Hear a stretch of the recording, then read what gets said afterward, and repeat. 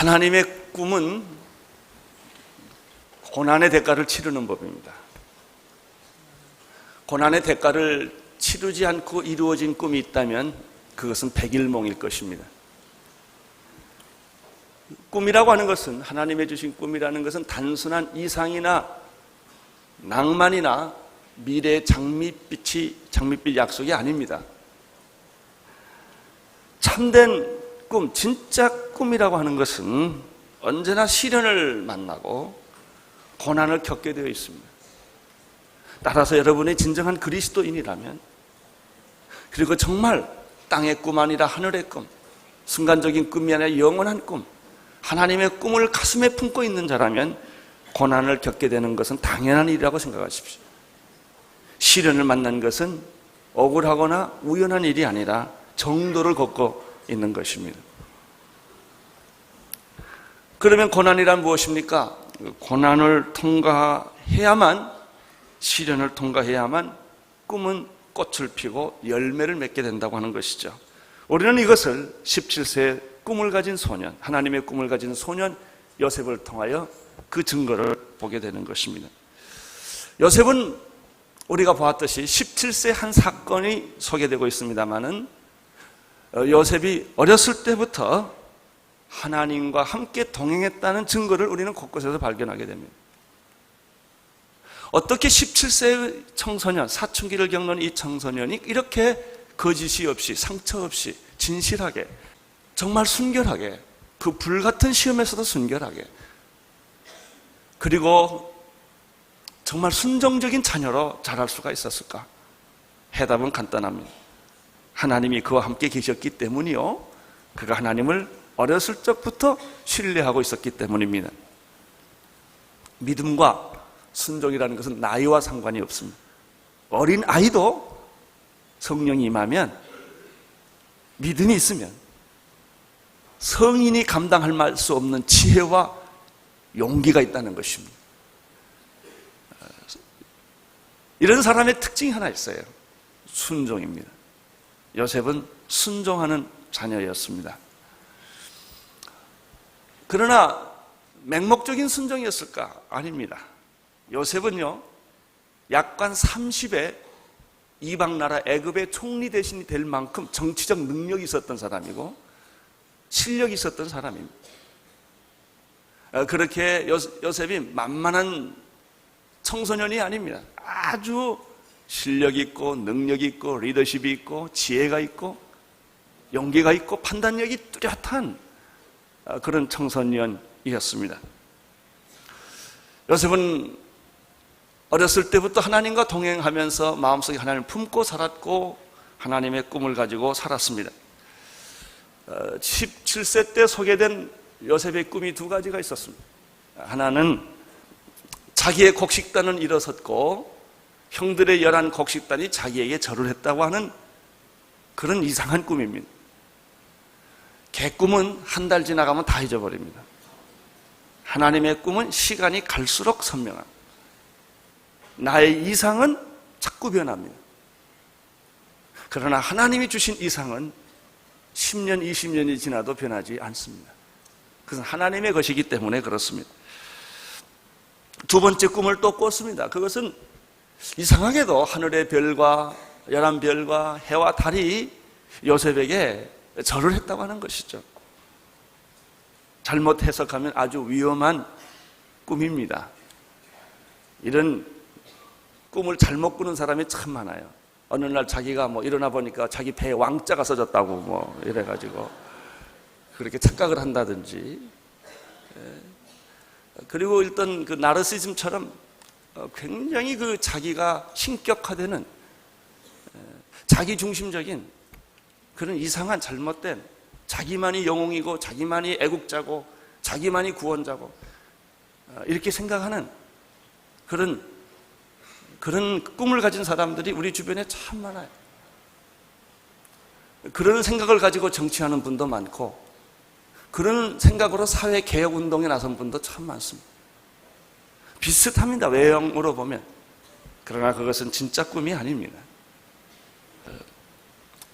요셉이 가지고 있는 꿈은 지울 수 없는 어떤 꿈이에요. 잘못 해석하면 위험한 꿈이에요. 아마 제가 이 본문을 쭉 깊이 묵상해 보면 요셉이 이 말을 할 때만 해도 이 꿈이 무엇인지 자기도 몰랐을 거예요. 그래요. 하나님의 꿈은 우리가 전부 이해 못합니다. 시작만 알 뿐이에요. 싹만 볼 뿐이에요. 그 열매와 그 나무와 그 영향력이 얼마나 큰지는 다 해석을 하지 못합니다. 예수님의 비유가 전부 그런 것입니다. 그러나 13년이 지난 이후에 이 꿈은 사실이었다는 사실을 모든 사람이 알게 됩니다. 요셉이 꿈을 꿀 당시만 해도 그것은 암시적이고 그것은 상징적인 그런 형태를 띱니다. 그렇지만 그것은 요셉에게 결정적인 영향력을 줍니다. 어떤 영향력을 줄까요? 요셉이 17세 소년 때 내가 총리신 될 것이다 라고 하는 것을 생각을 했을까요? 그렇지 않아요. 감옥에 들어갈 때도 몰랐어요. 기근과 그 나라의 대흉년이 들 때도 자기가 총리신 될 것은 요셉은 꿈에도 몰랐다고요. 그건 모르는 거예요.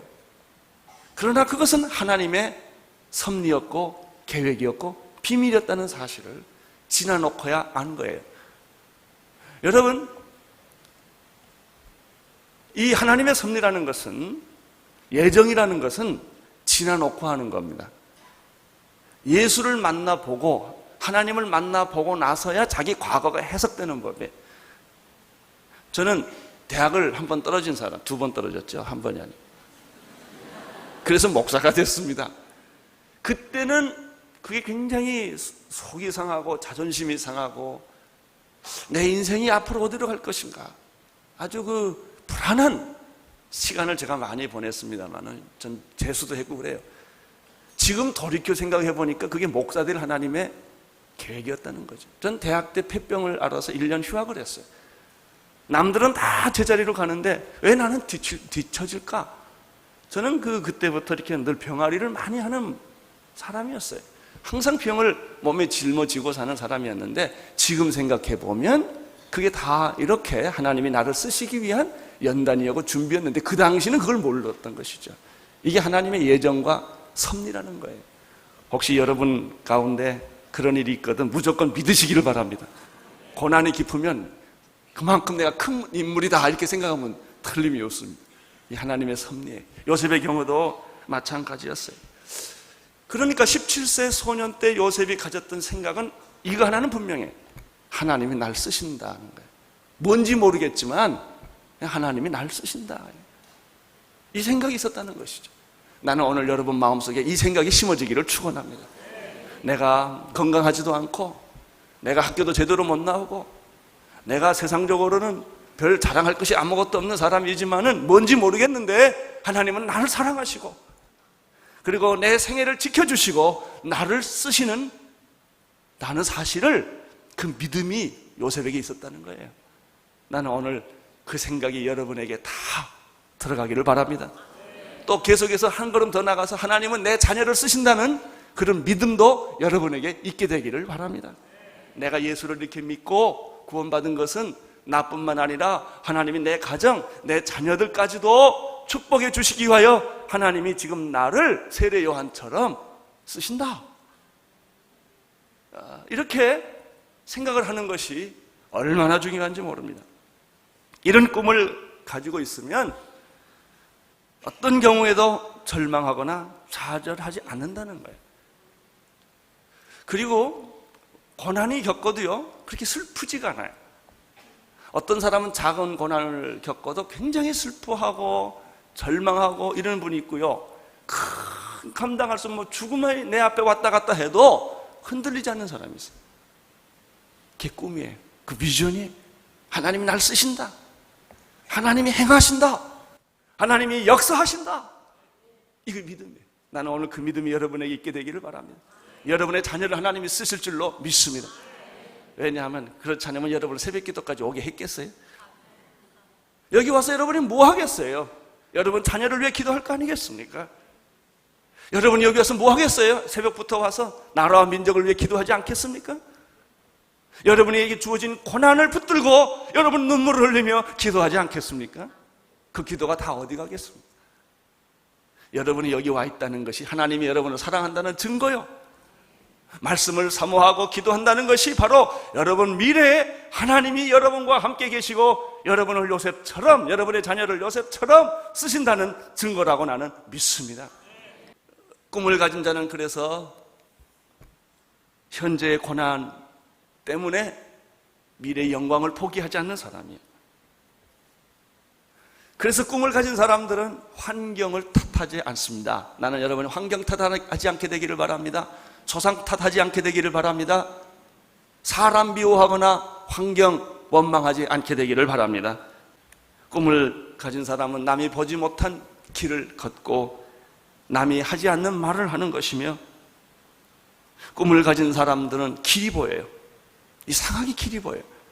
목표가 보여요. 그 과정은 다 안 보입니다. 그래서 아픔과 고통을 쉽게 가는 이유는 목표만 보이기 때문에. 가시가 찔리고 돌에 넘어지고 억울한 일을 당하고 당장 숨 넘어 죽을 것 같지만 그 사람에게 보이는 것은 현실의 고통이 아니라 미래의 목표가 보인단 말이죠. 약속이 보인단 말이죠. 그 꿈이 보인단 말이죠. 할렐루야. 그래서 신나는 거예요.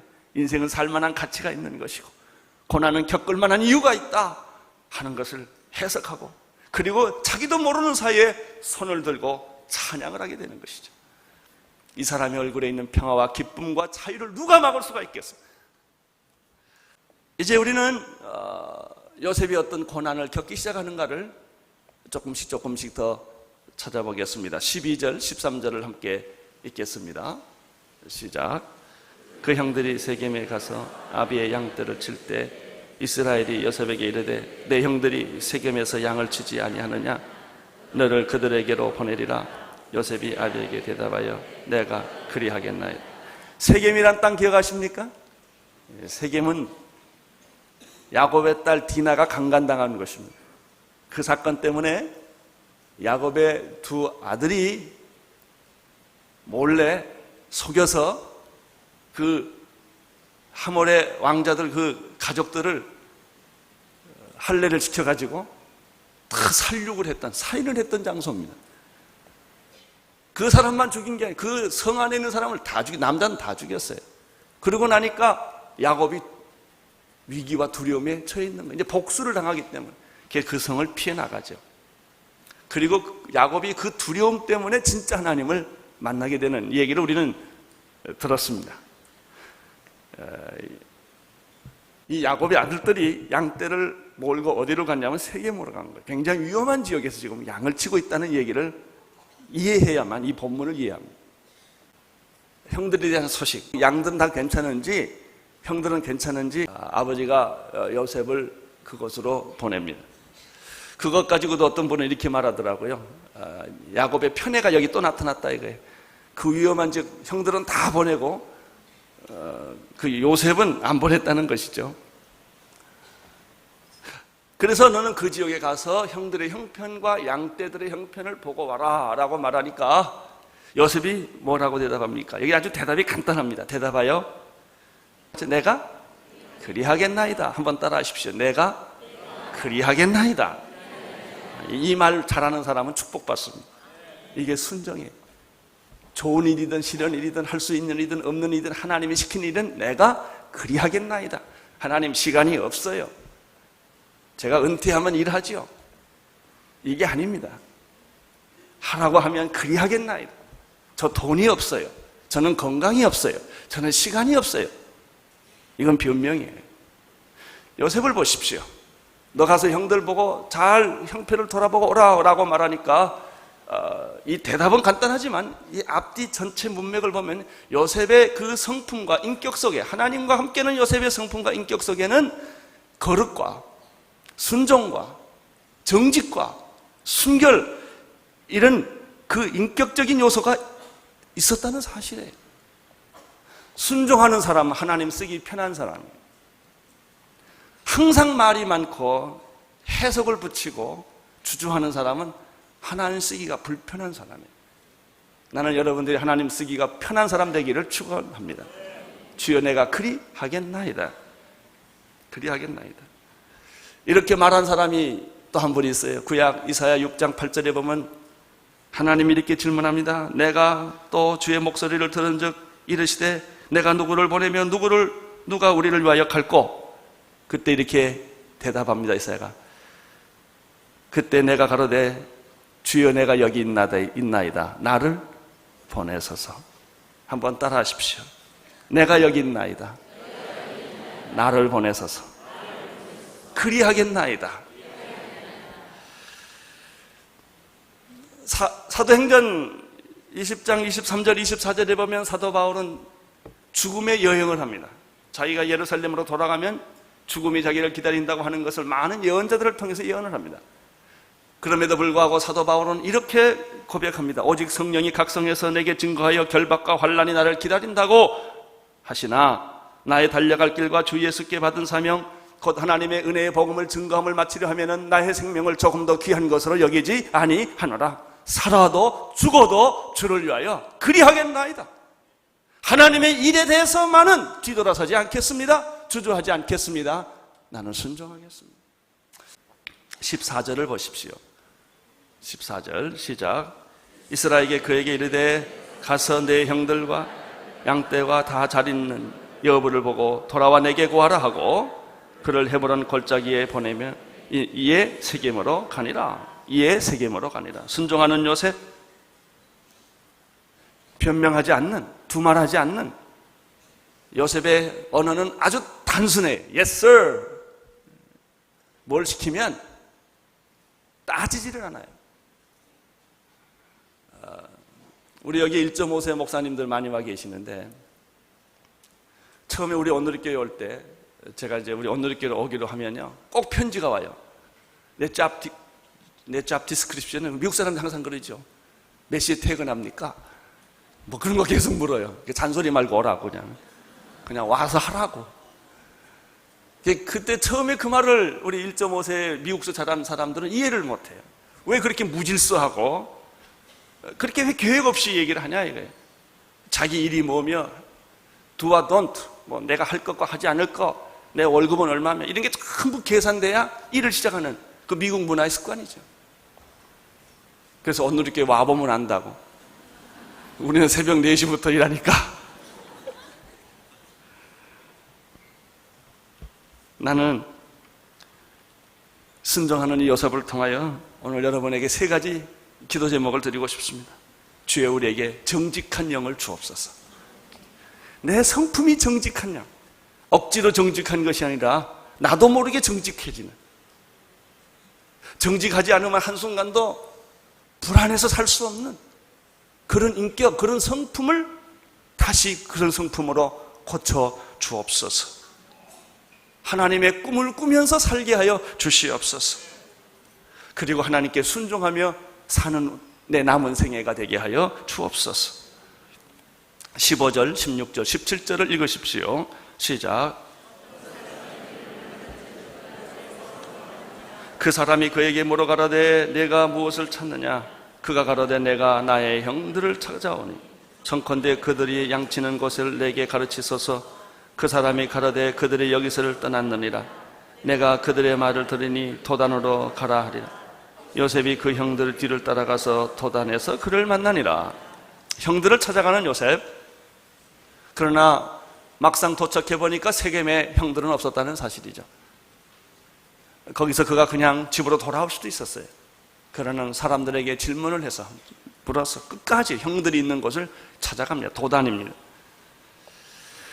요셉의 순종 앞에 기다리고 있는 것은 축복이 아니었습니다. 요셉이 그렇게 애를 써서 찾아간 형들은 환영하지 않았습니다. 환영 대신에 오히려 요셉을 죽일 음모를 꾸미고 있었다는 사실을 18절, 19절, 20절에서 보게 됩니다. 18절, 19절, 20절을 보십시오. 시작. 요셉이 그들에게 가까이 오기 전에 그들이 요셉을 멀리서 보고 죽이기로 계약 서로 이르되 꿈꾸는 자가 오는다. 자, 그를 죽여 한 구덩이를 던지고 우리가 말하기를 악한 짐승이 잡아먹었다고 하자. 그 꿈이 어떻게 되는 것을 우리가 볼 것이니라 하는지라. 자, 여기서 보면 우리가 요셉이 형들의 미움을 얼마나 샀는지를 단적으로 알 수가 있어요. 요셉이 나타나자마자 형들은 그 요셉이 무슨 메시지를 가져왔느냐는 듣고 싶지 않아요. 죽여버리겠다는 거예요. 죽여버리고, 형제들 사이에도 죽여버리고 싶을 정도로 서로 미워하는 그런 형제들 참 많습니다. 서로 상처를 받았기 때문에, 서로 용서할 수가 없기 때문에. 그것은 왜 그런 생각을 하게 됐을까? 두 가지 이유예요. 첫째는 아버지의 편애 때문에. 아버지가 역할 잘못하면 아들 사이에 분열을 일으킵니다. 또 하나 있어요. 요셉이 꾼 꿈 때문에 그런 것입니다. 그는 그렇게 미움을 받죠. 형들이 요셉에게 이런 별명을 붙여줬어요. 꿈꾸는 자가 없는도다. 그리고 이렇게 말한다. 우리가 만약 그를 죽이면 어떻게 그 꿈이 이루어지는지를 보자. 이렇게 표현을 합니다. 얼마나 한이 서렸고 미움이 서렸는지. 같은 민족끼리 싸우면 남북이 됩니다. 남하고 싸우는 것은요, 괜찮게 싸워요. 멋있게. 가족끼리 싸우면 처절하게 싸웁니다. 아주 피가 터지면서 용서할 수 없이, 이 가정 분쟁이라는 게 이런 겁니다.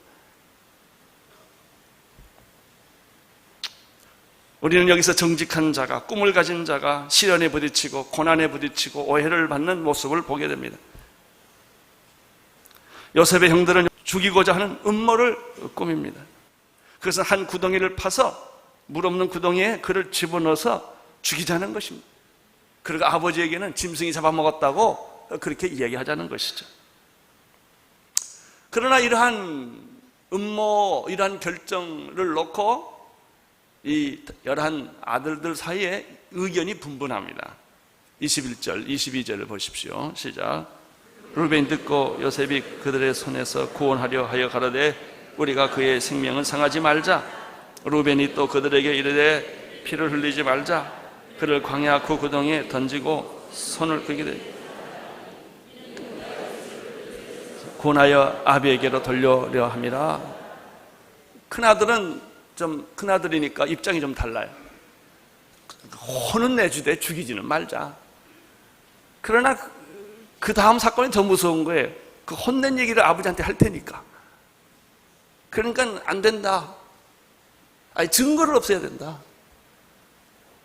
이렇게 그 형제들 사이에 의견이 분분을 합니다.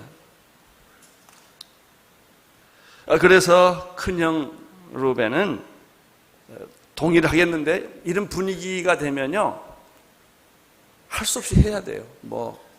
우리 민중이라는 건 아주 고약합니다. 어떤 분위기가 만들어지면 사람을 죽여야 돼요. 그리고 나중에 후회하더라도 똑같은 일이에요. 루벤이 제발 생명은 건들지 말아라. 23절, 24절 보십시오. 시작. 요셉의 형들에게 이르되 그 형들이 요셉의 옷을 벗기고 그를 잡아 구덩이에 던지니 그 구덩이는 빈 것이라. 그 속에 물이 없었다. 순진한 요셉, 정직한 요셉. 요셉은 자기가 이렇게 크게 잘못했다고 생각을 안 했을 거예요. 자기는 정직하게 늘 살아왔으니까. 갑자기 이런 일을 당했을 때 요셉의 입장에서 보면 얼마나 충격을 받았겠어요. 형님! 그런데 그냥 묶어가지고 때리고 결박해서 집어넣으니까 요셉이 얼마나 충격을 받았겠어요. 이것이 선한 사람들이 악한 세상에서 받는 충격이에요. 근데 이상한 게 있어요. 선한 사람이 잘 살고 악한 사람이 못 살면 좋겠는데 이상하게 악한 사람이 더 건강해. 눈두덩이가 붓도록 건강해. 되는 일마다 잘하고 생각한 것보다 이익이 많이 나요. 시편이 그렇게 나와 있어요. 73편에 보면. 그러니까 하나님을 섬기고 가난하고 외롭게 산 사람은 외롭고 가난하게 사는 것도 억울해 죽겠는데 나는 하는 일마다 안 되고 말이야. 악한 사람들은 하는 일마다 잘 되니 하나님에 대한 시험이 든 거예요. 이게 도대체 무슨 일이냐 말이에요. 악인은 자기가 살고 싶은 나이보다 더 많이 사는 거예요. 그런 얘기가 나옵니다. 25절, 26절, 25절부터 28절까지 읽어주십시오. 시작.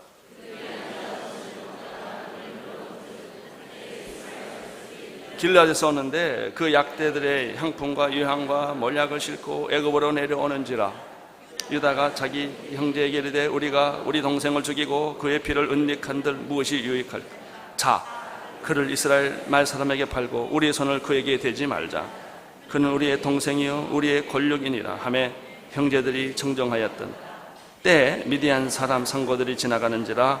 그들이 요셉을 그 동에 끌어올리고 은 20개로 그를 이스마엘 사람들에게 팔매 그 상고들이 요셉을 데리고 애굽을 갔더라. 그런데 말이죠, 마침 그 찰나에 그들은 동생을 구덩이에 넣어놓고 아마 요셉이 가져온 식사였는지 모르겠죠. 밥을 먹고 있었어요. 그런데 마침 애굽으로 가는 일대 상인들을 보게 된 것입니다. 그 중에 유다라고 하는 예수님의 족보죠. 유다라고 하는 아들이 제안을 합니다. 어딘가 마음의 양심에 걸려서 그냥 저 애굽 사람한테 애굽에 가는 그 이스마엘 대상들에게 이 아이를 팔아버리면 얼마나 좋으냐. 미운 놈 보지도 않게 되고 말이죠. 죽었다고 그러면 될 거 아니냐. 그래서 그 아이디어가 채택이 됩니다. 그래가지고 결국은 요셉은 팔려가게 됩니다. 은 20에 팔려갑니다. 참 억울한 고난, 기막힌 운명이에요. 우리는 가끔 이런 현실들을 신실한 그리스도인들에게서 많이 경험합니다. 크고 작은 일들이 있죠. 개인적으로는 개인적인 고난이 있지만요. 누가 그랬더라고요. 유태인의 한 랍비가 이스라엘이 600만 명이 독일 사람에게 독가스로 희생당한 사건을 놓고 내가 만약 천국에 가면 하나님 수염을 붙잡고 나는 항변을 할 거라고. 우리 민족이 600만 명이 그렇게 무참하게 이유 없이 어느 날 갑자기 학살을 당하는 것을 하나님은 보고 계셨습니까? 그때 주무셨습니까? 눈물을 흘리면서 나는 그렇게 항해할 거라. 그런 얘기가 있어요. 우리들 주변에 보면 알 수 없는 고난, 이해하기 어려운 사건들이 줄줄이 있는 거예요. 요셉도 작은 일이지만 그가 애굽에 팔려갔을 때 그 심정이 어떻겠습니까? 그냥 루벤이 잠깐 자리를 비웠다 나와보니까 동생 요셉은 팔려가 버린 거예요. 29절 30절 읽어주십시오. 시작. 루벤이 돌아와서 구덩이에 이르러 본즉 거기 요셉이 없는지라 옷을 찢고 아우들에게 와서 가라되 아이가 없도다. 나는 어디로 갈까? 통곡하는 루벤. 이 소식을 들은 아버지 야곱은 시금전폐합니다. 31절에서 35절을 보십시오. 시작. 그들이 요셉의 옷을 취하고 수점서를 죽여 그 옷에 피를 적시고 그 채색 옷을 보내어 그 아비에게로 가져다가 이르기를 우리가 이것을 얻었으니 아버지 아들의 옷인가 보소서 하며 아비가 그것을 알아보고 가로되 내 아들의 옷이라. 악한 짐승이 그를 먹었도다. 요셉의 정령 찢겼도다 하고 자기 옷을 찢고 굵은 배로 허리를 묶고 오랫동안 그 아들을 위하여 애통하니 그 모든 자녀가 위로하되 그가 그 위로를 받지 아니하여 가로되 내가 슬퍼하며 음부에 내려 아들에게 가리라 하고 그 아비가 그를 위하여 울더라. 이것이 요셉에게 주어진 비극이었고 운명이었습니다. 왜 이런 일이 일어났을까? 왜 이런 일이 꿈을 가진 순결한 청년 요셉에게 일어났을까? 아무리 질문해도 누구 하나 시원한 대답을 줄 수가 없는 그런 질문입니다. 여러분, 우리가 예수 믿다가 시원한 대답이 없는 게 참 많다는 걸 아세요. 그럴 때는요, 성경도 해석 억지로 하지 말라고 그래요. 그냥 놔두라고 그랬어요. 해석이 안 되면 그냥 놔두세요. 할 수 없어요.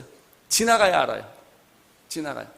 우리의 인간의 지혜와 지력과 하나님의 뜻을 우리가 다 모르기 때문에. 그런데 그 과정에서 중요한 거 있어요. 그냥 지나가는 거예요. 이걸 가지고 난리를 치거나 뒤돌아서거나 깨버리지 마세요. 이해할 수 없는 사건을 안고 그냥 지나가는 거예요.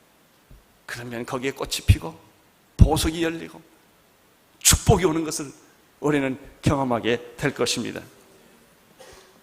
그 후에 이렇게 팔려간 그 후에 요셉의 운명은 어떻게 됐을까요? 36절을 보십시오. 36절 시작. 미디안 사람이 애굽에서 바로의 신하 시대장 보디발에게 요셉을 팔았더라. 하나님이 없을 때는 운명이고 하나님이 함께하면 섭리예요. 세상 사람들이 볼 때는 다 팔자소관이에요. 그러나 하나님의 눈으로 보면 숨겨진 비밀이에요. 그래서 섭리인 것입니다. 놀랍게도 요셉이 팔려갔는데 그 많은 사람 가운데 애굽의 시대장 집에 팔려갔다는 게 이게 기막힌 스토리입니다. 여기서 우리가 여러분들이 오늘 배워야 할 결론이 있어요. 알 수 없는 고난의 운명이 나를 집어삼킬 때 그 알 수 없는 해석하기 어려운 고난을 넘어보지 마세요. 그 고난 속에서 나타난 하나님의 손, 하나님의 섭리를 보기 시작하십시오. 알 수 없는 고난은 너무나 큰 거예요. 하나님의 섭리는 1%도 안 돼요. 작은 어떤 하나님의 움직임이 이 해석하기 어려운 고난 속에 있단 말이죠. 그런데 비밀은 거기에 있는 거예요. 하나님의 손이 움직이는 걸 보고 있으면 그 무섭던 고난과 해석하기 어려운 사건이 이해되기 시작합니다. 이게 비밀입니다. 여러분, 여기 지금까지 우리가 아침에 공부한 그 내용 중에서 이런 부분을 한번 생각해 보십시오. 자, 요셉이 지금 고난의 파도 속에 말려 들어갔어요. 미래가 어떻게 될지 깜깜해요. 모든 걸 다 빼앗겼어요. 아버지하고도 인연을 끊어야 돼요. 자기가 지금 어디로 가는지도 몰라요. 이런 상황에서 일어났던 4가지 일을 주목해 보세요. 첫째는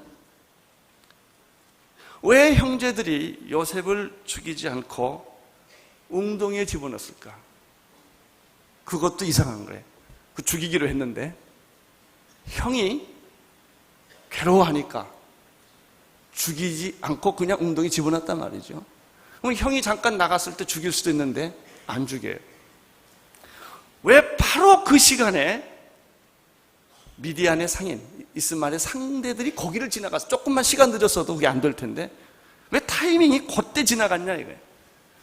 그때 지나갔을 때 죽이지 말고 팔자 이렇게 말을 했겠냐, 은 20에. 이것도 해석하기 어려운 거예요. 그리고 애굽으로 팔려갔는데 하필이면 애굽의 12대장인 보디발의 집에 팔려갔냐 이거예요. 자, 그러니까 99%의 엄청난 해석하기 어려운 고난이 요셉에게 있는데 그 중에서 몇 가지 사건이 하나님의 손길이 시간 맞춰서 그때 일어나고 있다는 것이죠. 이게 하나님의 섭리입니다. 나는 여러분의 생에 일어난 고난을 보지 마시고 그 고난 속에서 하나님이 어떻게 여러분에게 피할 길을 주시고 어떻게 은혜를 베풀어 주시고 그때 사람을 보내주시고 그때 문제를 해결해 주시는 하나님의 섭리가 있었느냐 하는데 관심을 갖게 되시기를 바랍니다. 이것은 하나님의 엄청난 축복의 서곡이요, 은혜의 서곡이에요. 따라하세요. 나는 죽지 않는다. 여러분 안 죽어요. 망하지 않아요. 걱정하지 마십시오. 하나님의 은총의 서곡이 요셉에게 일어나기 시작했다는 것이죠. 왜요? 하나님의 계획은 그의 나이 30에 애굽의 총리 대신을 만들기 위한 계획이 있기 때문에 다른 집도 아니고 애굽의 12대장인 집에 들어가야 애굽 왕 바로와 만날 기회를 갖기 때문에 이게 하나님의 눈에 보이지 않는 계획이라는 것입니다. 은 20에 팔린 요셉은 은 30에 팔린 예수님과 비슷한 모습이 있습니다. 다른 사람한테가 아니라 배다른 형제들에게 그렇게 고난을 겪었던 요셉을 보면 예수님은 다른 사람에게 고난받지 아니하고 동족에게 고난을 받았다는 거죠. 그래요. 사랑하는 성도 여러분, 이제 우리는 이 요셉의 생애가 하나님이 어떻게 간섭해 주셨어, 만지시고 어루만져 주시고 보호하시고 위로하시고 꿈을 주시고 격려해 주셔서 어떻게 이 기막힌 최악의 상황에서 영광스러운 자리까지 하나님이 간섭하시는가를 이제 우리는 하나씩 하나씩 보게 됩니다. 흥분되지 않습니까? 하나님이 여러분을 그렇게 만들어 주실 줄로 믿습니다. 여러분, 위대하신 하나님을 찬양하십시오. 고난 중에서도 당신의 섭리를, 당신의 손길을 베풀어 주신 하나님, 결코 우리를 좌절시키고 절망시키지 아니하게 하시고, 하나님 우리의 약점과 우리의 부족한 것과 우리의 연약한 것을 다 들어서 새롭게 하시는 위대하신 하나님의 그 섭리를 찬양하십시다. 오늘 하나님 여러분의 하루에 함께 하시기를 바라고, 하나님의 은혜의 손길을 경험하게 되기를 바라고, 오늘 하루도 승리하는 여러분 되시기를 축원합니다. 기도하겠습니다. 우리 통성으로 한 번 더 기도하십시다. 주님, 내게 주어진 고난이 해석되게 하여 주시고, 하나님의 뜻의 비밀을 더 알게 도와주시고, 고난보다 하나님의 섭리가 더 크다는 사실을 알게 하여 주시옵소서. 통성으로 같이 기도하십시다. 하나님 아버지, 우리는 요셉의 생애를 통하여 꿈을 가진 자가 고난을 겪는다는 것을 배웠습니다. 위기와 시련을 겪는다는 사실을 배웠습니다. 주님이시여, 이번에 12번의 설교를 통하여 요셉의 삶이 내 안에 들어오게 도와주시옵시고, 예수님의 생애가 내 안에 들어오게 도와주시옵시고, 어떤 고난과 위기와 시련 가운데서도 하나님을 신뢰하는 이 믿음과 하나님이 주신 이 꿈을 안고 승리하는 오늘의 교회 모든 성도들 되게 하여 주시옵소서. 병든 자를 강하게 만들어 주시고, 절망한 자에게 희망을 더하여 주시옵시고, 약한 자를 들어서 강한 자를 부끄럽게 하시는 하나님을 찬양합니다. 주여, 영광을 받아 주옵소서. 하나님 아버지, 요셉의 생애를 통하여 고난도 주시지만은 하나님의 놀라운 섭리를 보여주시는 그 하나님을 찬양합니다. 우리 성도님들을 오늘 용기를 주시고 위로하여 주시고, 병들었을지라도, 사업에 실패했을지라도, 내 주변에 여러 가지 문제가 있다 할지라도 그 고난을 보지 말게 하시고, 그 고난 속에 역사하시는 하나님의 숨결과 호흡과 하나님의 음성을 듣게 하여 주시옵소서. 예수님 이름으로 기도드리옵나이다. 아멘. 예수, 예수,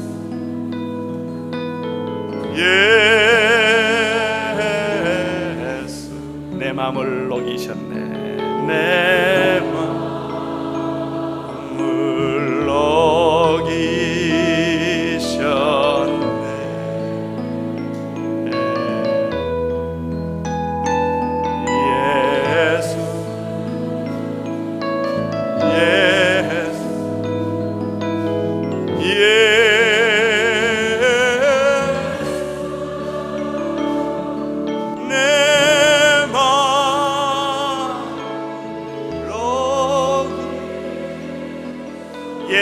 예수, 내 마음을 만지셨네. 예수, 할렐루야. 예수, 예수,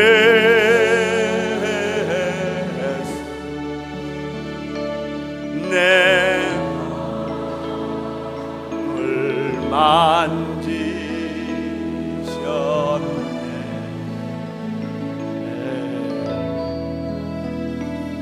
Yes,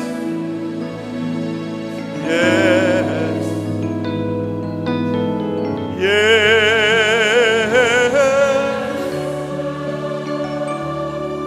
내 마음